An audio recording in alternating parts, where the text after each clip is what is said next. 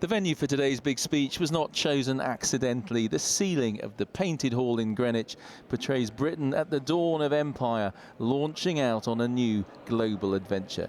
You get the picture.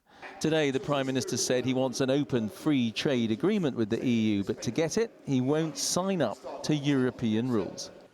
There is no need for a free trade agreement to involve accepting EU rules on competition policy, subsidies, social protection, the environment, or anything similar, any more than the EU should be obliged to accept UK rules.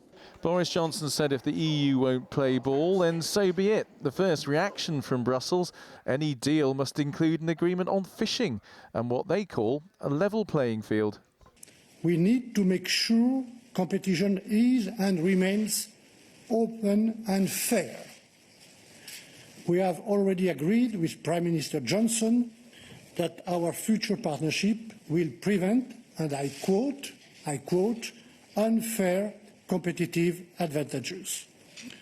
We must now agree on specific and effective guarantees to ensure a level playing field over the long term.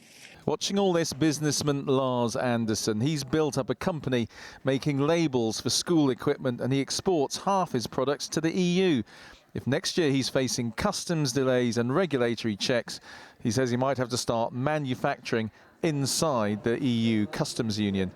I'm worried if we will survive as a business, but it's a cost that maybe we could better spend elsewhere. We will now spend a lot of energy and time and money on exploring these different alternatives. But there are those who, like the Prime Minister's message, seeing opportunity ahead.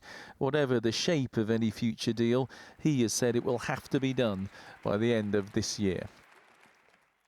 So, Andy, the negotiations certainly not over. Will the Prime Minister get what he wants?